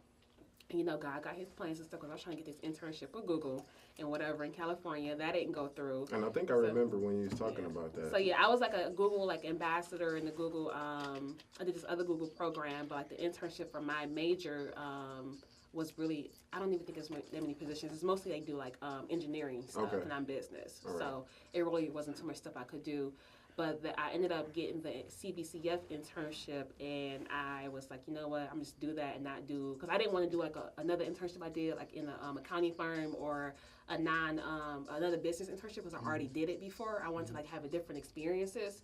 So I said, you know what, I'm gonna just go ahead and do this CBCF in DC and just see what happens and whatnot. So I went and I literally had one of the best summers of my life in DC working in Congress, and we was there for the gun sit-in. We was there for the march in Washington that we did. Well, I don't want to call it the March on Washington, y'all, but it was a march in Washington. Right. Okay. We got you. And it was this big old Black Lives Matters march that happened, and it was just so invigorating to be there in the center of making history and everything. So before I left DC, we had to do this research project with our internship about voter apathy and why people don't vote, specifically young folks. And then we seen that people don't have people to relate to, or they really think that politicians are liars and stuff. So after doing the research, I was like, okay, well, I also wanted to be a U.S. ambassador at the time too. So I was like, okay, how can I figure out? Yeah, listen, it was a lot of stuff that was going on in my life because I had went to I did a bunch of study abroad, and I met this black lady who was a ambassador over in France. No, she was in Spain actually, and she did everything I did. She studied Arabic. She was from Philly. She was an ambassador. She spoke all these languages. I'm like, so that's just how I want to be, because I'm gonna be a U.S. ambassador too. So I had asked her, though, I'm like, how do you feel about being away and trying to make peace over in a different country, but over in the U.S. we have all these shootings and things that's happening in our communities, and especially for Black people. She said that she battled with that all the time, but she knows that once she's done doing her ambassador position, she's going to come back to the States and really fight for stuff here. Wow. So that was like before CBCF, though. So CBCF, going back, I thought about what she said then. I was like, okay, well, I used to go back to Detroit and do some work in Detroit first, and then venture out and figure out what I want to do later in life. So I wanted to actually figure out what the current mayor was going to be doing if he ran again for next year, because I knew the election was coming up. And I asked to set up a meeting with him. And, I'm just a little Black girl from Detroit. He don't want to talk to me. So I was like, okay, well, you don't want to talk to me. That's cool. Who running for the mayor next year against him if he run again? Because like that, I got you. Yeah, like that's bold. Like you want to sit here yeah. and promote me on your page and talk about all the good things I'm doing, but when it comes to actually hearing from me and what I have to offer, and what I want to ask you questions, it's not open. You're not open to that. So I did some research to figure out who was running against him, and there was nobody. And I was just like, okay. So you basically felt like you was being used like a figure piece, and I was just like, well, if nobody want to run against him, I'll just do it myself. Okay. Because I can do That it. was motivation, right? And I was just like, I just did it. So my thing was first was to find somebody else to support, but there was nobody to support at the time because nobody else was going to run against him. Mm-hmm. So I was like, you know what, I just do it myself. But really where it came from was me being active on campus. So one of the things that we seen was when you don't have positions of power to really allocate resources to your communities, your community won't get it. So, for example, I was president of BSA. Before that, I was on the actual committees in the student government, but a part of BSA too, because you have to sit on committees.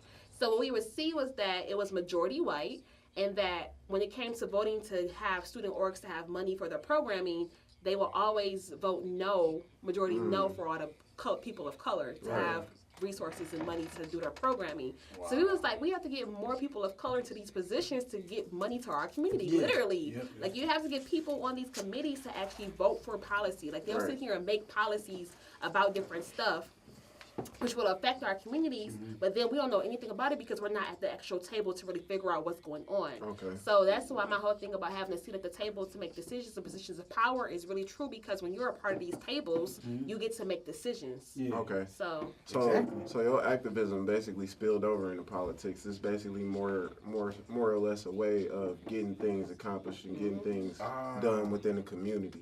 That's dope. That's really dope. And a lot of people need to realize that. That's why I felt like it was important to have you on the show, because like we said earlier, we don't look at, young people in politics or Black people in politics or Black people in business or entrepreneurship with that same level of respect that we do our artists, our singers, our football players, basketball players. So it's very important that we give people like you, that and platform. it's what you said, though, because a lot of people automatically look at political figures and feel like, they not telling me the truth, they not being honest and all of that. So, just to see you, you're from the community, you're young, and then to know now that you were an activist, it's like, dang. So I still am. Okay. Well, currently, yeah. So, I'm still an activist. So that's it. Just that'll let people know, like, all right, okay, we can rock. You know what I'm saying? Right behind her. So that's good. So, what would you say is the most challenging thing about being a young person in the political world? I don't think it's more so about being young for me, because we kind of touched on this when we was talking about like the whole rap and music industry. It's being like a Black woman, period. Okay. So when you have me being a Black woman and me being young at that, and I don't have a family of politicians. I didn't come from a background of people who are already involved in stuff. It's literally me making my own way.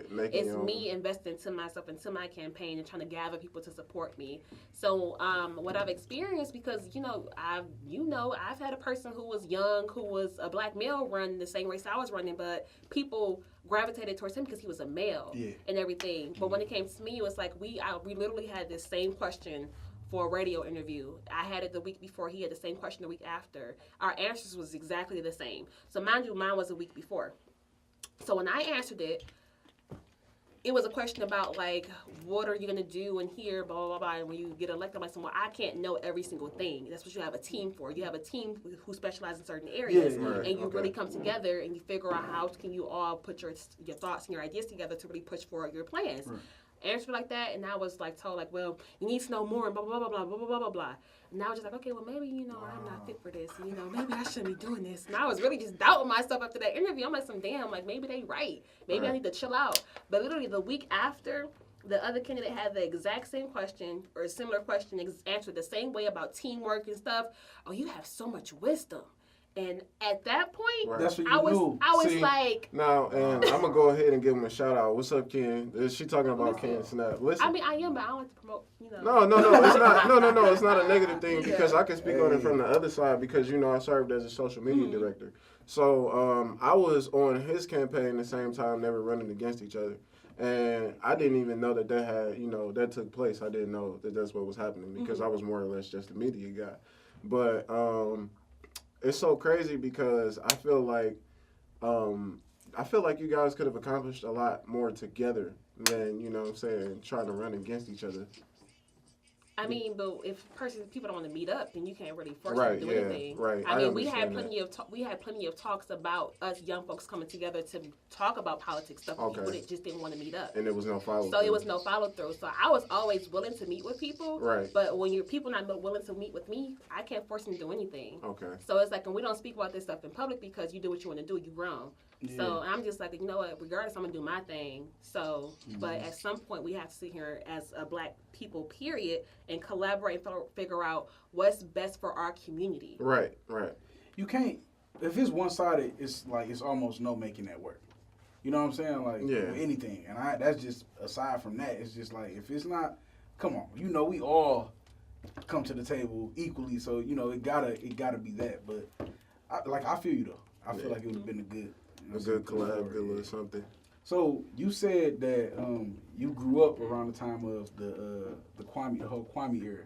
Like, so did you find any inspiration or motivation by seeing him, like being young and from the city and getting that position? I was too young. No. How old were you? I was like in between 6th, 7th, 8th grade when that was happening. Yeah. And you said you didn't really even think about being in at politics. that point, so. we wasn't really thinking about that. We was thinking about how young he was, because in our view, he was old. He's old.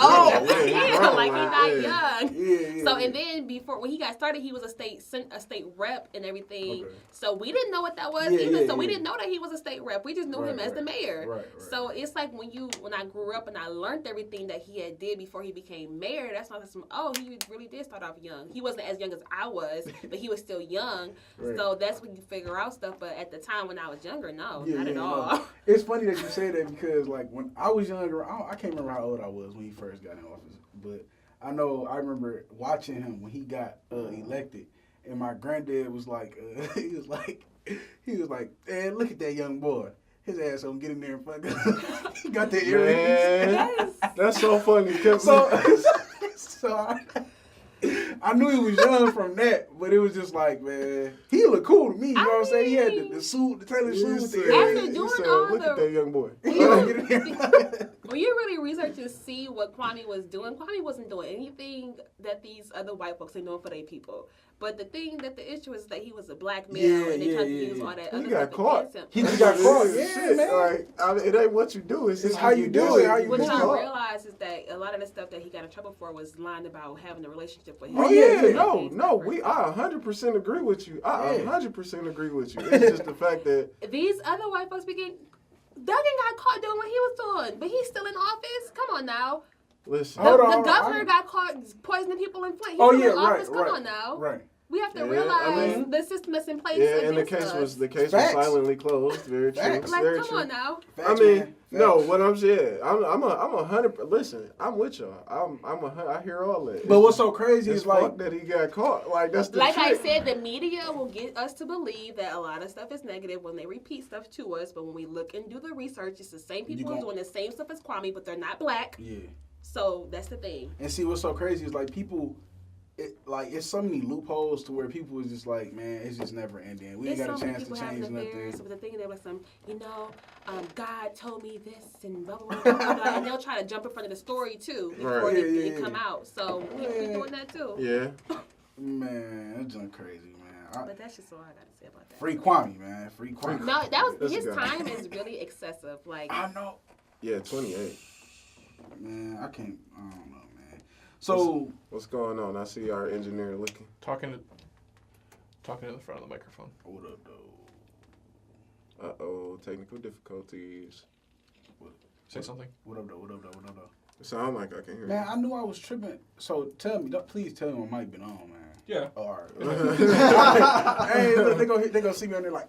You just got really quiet for some reason. Yeah, I know. I thought I was tripping, but good looking out, Randy. You know, you're on point over there, man. So, what are some key issues that you feel like need to be handled in order to better the future of Michigan and Detroit? Okay, so I'll start with Detroit first. I think one big thing that we have to do is not really political. A lot of the stuff that I deal with is not really political. It's us coming together as people and realizing how we have to really empower ourselves to really want to do better. Like even when it came to like the in every single avenue, not even just politics, when it comes to every single industry, we have to really push our people to really prevail in these positions, no matter where it is. And I think we lack that in a lot of areas, which is why you'll see that, like in my district, when I just ran in majority black, the top 5 candidates were not black. I was the top vote-getting black candidate. And that really says something when a lot of the people who was running in my race wasn't even from Detroit and really don't even have like a real deep history in Detroit. An idea. Like, yeah, so it's like people are coming here playing Captain Save 'em, but it's like we have to save ourselves. Right, okay. We can't keep on allowing people to come in and tell us what's good for us. We have to figure out how can we really get our kids to see that we are the answers to our own problems. Right. And I do think it's very important that we get more people that, you know, look like us running. But, you know, that also starts with education. And it starts with education, but it also starts with having that example there. Because, you know, unfortunately, like we said, like kids, they aspire to be LeBron, they aspire to be Steph Curry. They aspire to be, you know, Jay-Z, Lil Wayne, Nicki Minaj, but they don't aspire to be Myya Jones. You know what I'm saying? So well, after this interview, they will. But the thing is, too, with that is like what I've been seeing, which is why I'm going to keep, but I know the question y'all going to have is, what somebody asked me, am I still run? I'm going to run like in the future, too, because people don't know, because I don't really post too much stuff that I do. It's like last year, or this past year, this group of 3rd graders did a Black History project on me, right? Oh, wow. Yes. That's really dope. Listen, I was like, what? What school was it? It was McDowell. Shout out McDowell. So, so their 3rd grade class, I got to actually talk to them, too, because I had did a little birthday party for them. But I went to the class. No, I had got a hold of it from one of my old coworkers. She had posted it to me on Facebook. I was like, oh, my God, what schools? I got to go talk to the kids because, you know, I want to be tangible to the kids and let them know that this actual person is a real human being and she can go come talk to us. So I went up to the school and asked the principal, and I'm like, your kids in 3rd grade did a project on me. I don't know who the teacher is, but he figured out who it is. I'm going to come in and talk to them so they can see me in person and see that I'm a real person and everything. So I had surprised the kids. I still got the video. And when I walked into the classroom, these kids thought I was a superstar. And I was like, this is the reason why I'm doing what I'm doing, because when they see I'm just a young girl who ain't got no position, who ain't got no title, and they see me doing stuff and prevailing through my trials and tribulations and what I had to grow up through and things that they can relate to. And the more I can do that for our kids and our youth, the more that you're going to see me out here just doing what I'm doing. Like, I don't charge people to speak. I've never charged somebody to speak. I'm going to start doing it now because, you know, I gotta pay. You got some stuff to pay for. You know what I'm saying? But, trip you going on. Yeah. Listen, no, not even just the trip. I'm just playing. Listen, because I worked full-time my whole campaign. Okay, all right. Overtime, too. But it's like, I want to really switch to where I don't have to, like, work a full-time job and campaign and do speaking engagements. I want to figure out how I can monetize what I'm doing and whatnot. But, through these past 2 years of me doing this, a lot of youth have really been inspired to think about positions outside of, like, being a basketball player or a rapper and stuff. So the more we see young folks, not even just people who are, like, 50, 60, because we think that's far ahead. It's like, dang, I got a long way to go, and I can't even see myself doing it anytime soon. If they see more young folks doing it, that's when they're going to be like, so, okay, I can do this, too. Right. So that's my main thing. Because I'm not even going to lie. When Pat had told me about you, I was like, I was thinking that you was gonna be a 50-year-old, cause you don't hear about it. You know what I'm saying? So then he explained to me, he's like, no man, she one of us, man. Like she from the city, young, and I'm like, all right, yeah, I'm feeling that. You know what I'm saying? I'm feeling that more. I can relate to that more. So I know that's how the kids look like. So that's a good look for sure. So you know, a lot of young people in the city may feel like they don't have so much in common with a political figure. You know what I'm saying? Like we just said, kids need that example before they really get there on a mass level. But just to be more relatable, can you say like what local artists you listen to?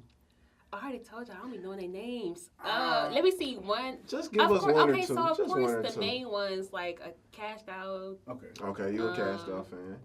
Shout out Cashed Out. Who else? I've been listening to.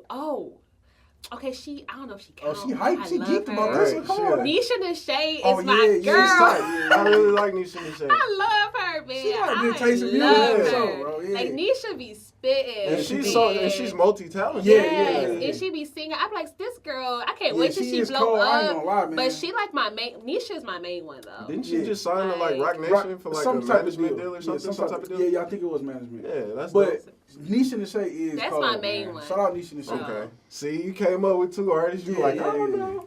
Cause I don't like to say like Cashed Out or T Grizzly because they real like up Yeah, there they- mainstream, yeah. so we hear about them. But yeah. All right. I feel like Nisha and Shay needs to get a little bit more credit than what she gets. Like honestly, man, she really is. You just brought her up, and it's crazy because we haven't talked about her on any of the other episodes, but she is good. I like the how I go, man. But bust the windows. I know. Oh, What's the name of that song? pull up on tip. That's your house. Yeah. Yeah.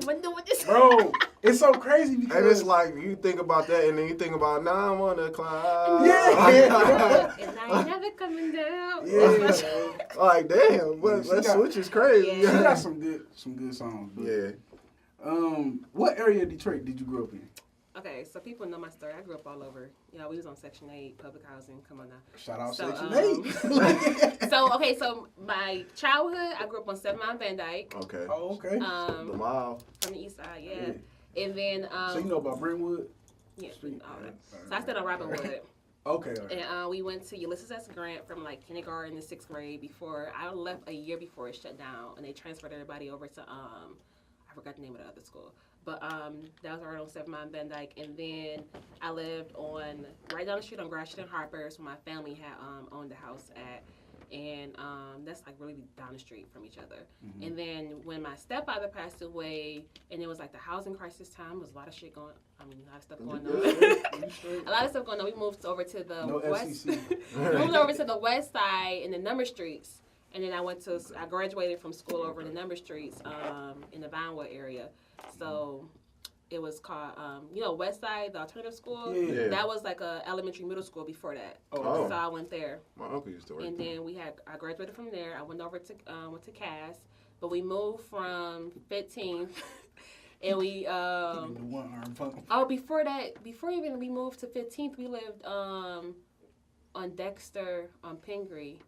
She was in the Yeah. cut. She was Hey, around. so- She was really Hey, around. but that's So Kwame then- from the Dexter area. Yeah, What my you- dad actually, and then I live with my dad too. He lived on Linwood and Davidson. He been living over there for a long time. So I grew up between Dexter and Linwood too. Okay. It was a major area, and the last area I lived in, with two more. Right. Over in the Dearborn on Greenfield and Warren. Okay. We lived there for like a little bit, about a year, and then where we settled in, my mom settled in now is in University District. Over on like Livernois 6 Mile area. living on 6 miles where we Okay. live. I ain't gonna tell them the street because I live Of course on not. that. Of course not. Silly. Don't But, want nobody popping up like, yeah. Myya, I love you. Myya, right.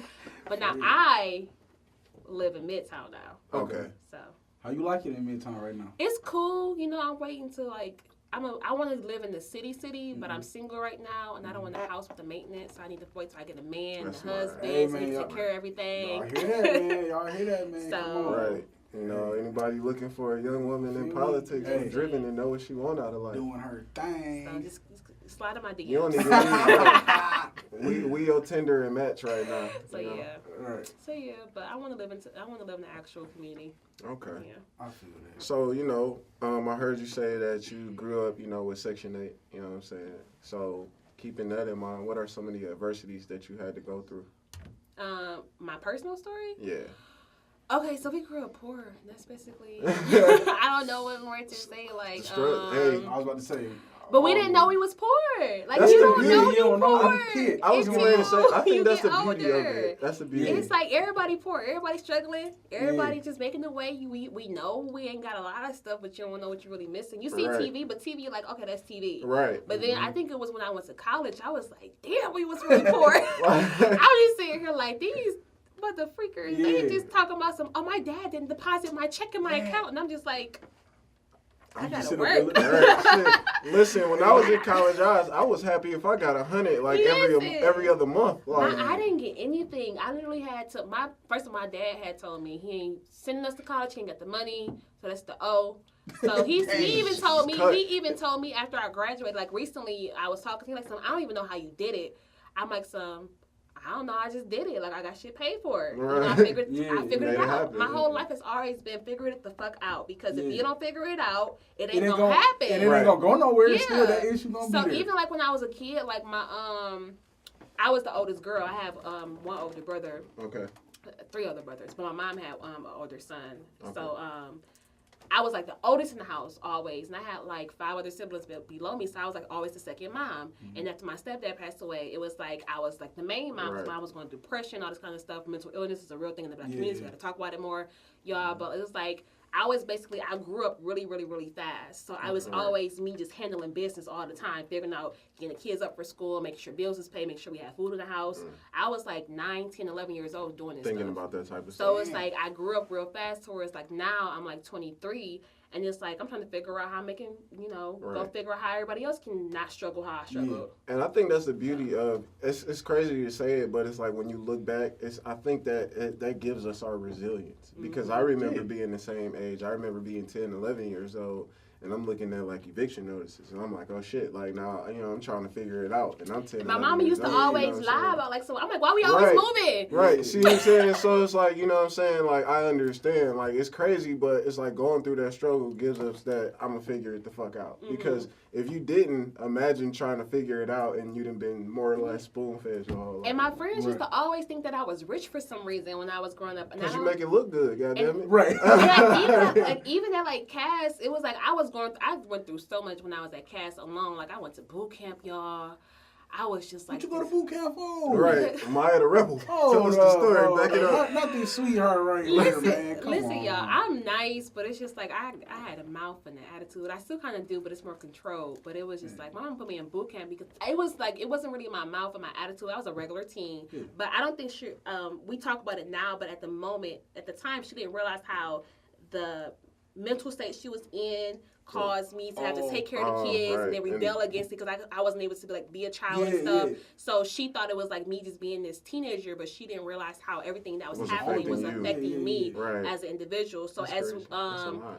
it took me going away to school for us to better our relationship because we had that separation and everything. And once I was able to like study all this stuff and figure out what was actually happening and really dig deep into the black community and how all this stuff factors in, that's how I was able to build my relationship with my mom, my family, and figure out, okay, again, how can I take this back to our community? Because it's not just me going through this stuff, it's everybody going through this stuff. Okay. So that's a short version of the story. All right, well, that's a lot of... See, and that just goes back to what we were saying, like, a lot of kids, they might be in situations where they could choose the bad route or the good route.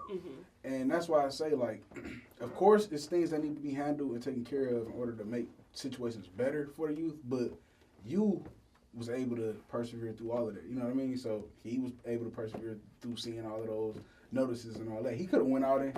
I'm sure you could have went out and got trippy. Y'all, when I tell you, all my friends in 8th grade and 7th grade was selling drugs. Like, I was around that all the time. Yeah. Like, they were selling drugs. They were smoking drugs. Like, I was around it. I'm just like, you know what? It was normal. I'm around it, but I just can't. I just couldn't do it. Exactly. That's man. wild. Yeah. It's really wild. Like, when you think back, it's crazy because we're adults now and we realize how insane it is. Listen. But, like, when you're in the midst of it, you like, it's another day. One of my best friends' mama, like, I remember the crack man used to come to their house and cut up the crack in the house and used to bag it up in the house and everything. We used to sit there and watch them do it. Yeah. Like, and that was just, like, normal. It was But then when I had looked back, I'm just like, damn, I was in the crack house with the drug dealers and Right, stuff. like, what the fuck? Like, Like, what the hell? yeah, that's crazy. Like, I got a friend, man, a real close friend. Like, when we was in, like, the 7th grade, we all realized that he was taking trips in the 7th grade. Like the stuff they do now, and they go out of town, he was doing that in the 7th grade. And he used to be like, man, y'all we used to play sports, man. Y'all just keep... He was ahead of his time. He was like the big homie, yeah. Yeah, he was our age in the 7th grade. But he went through so much, yeah. And one day when we moved on and got into the 9th grade, we go in biology class. This one vest was real popular. He had a little vest with a little small pocket. And one of our biology teacher, used to like play around with us. So he snatched him up one day, just playing with him, and he had patted his chest. When he patted his chest, he felt a gun. But our teacher was so cool. He just was like, I can't see you, cause if I go take this to the office, it's, you know what I'm saying? Right, yeah, it's gonna be bad for you. He asked him like, what do you have? Why you got this? And he kept it, cause the guy that I'm talking about wasn't bad and none of that. He just was a product of his environment. So he asked him, he was like, man, when I leave here, I still gotta go. When I leave school, I still have to catch the bus through this neighborhood, get to the neighborhood. You know what I'm saying? So I need protection.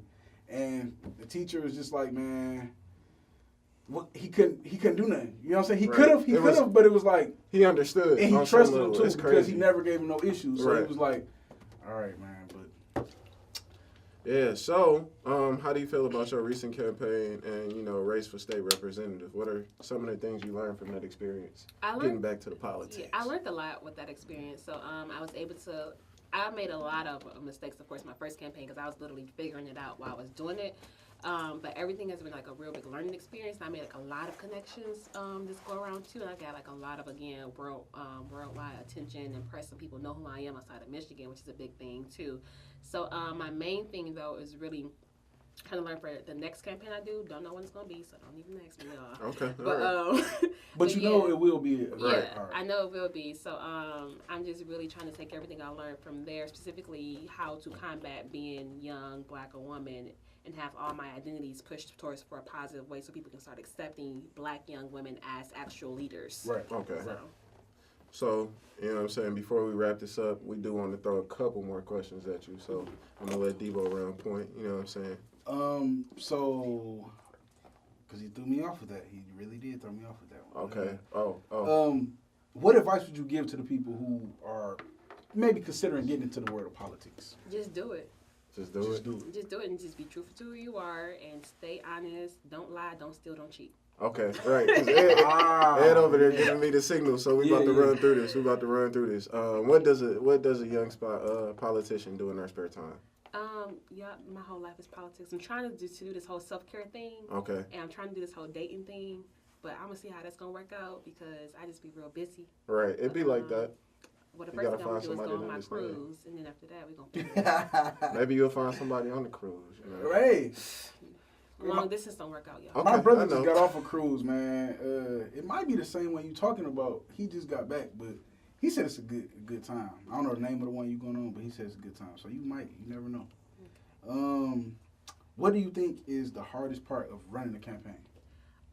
For me, I was literally doing every single thing. I was doing my field directing, my campaign managing, my volunteer recruiting, my financial reports, working a full-time job, being a big sister and a daughter. So for me, it was like not having the resources and the money. Like literally, I had to do everything myself. So if you don't have a lot of money or people who was willing to help you and volunteer for you, it's gonna be kind of hard. But if it's what you want to do, you got to do it. Yeah, period. you got to do it. So with me, it's like it's my thing. It's what I want to do. It's what I care about. So I'm just figure it out, make it happen. That's what I did. So I mean, yeah, it's hard, but I like hard work. I like a challenge. So I like that. Ain't nothing to it, but just hard to do work it. is good, kids. All right, so before we get out of here, Myya, can you tell the people where they can find you? Can you give them your personal information? Yes, my number is 281-330-80. I'm just playing.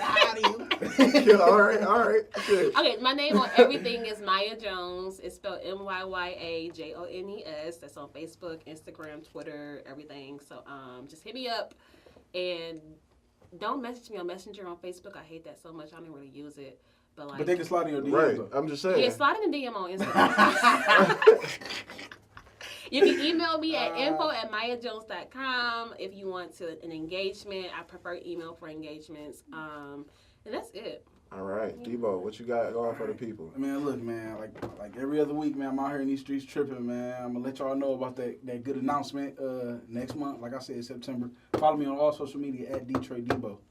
All right, and you can follow me at MF and Jen on everything as well. Also follow the Unwrapped Podcast on everything at THEUNR. Wait, I fucked up. UNWR. UNXRAPPED.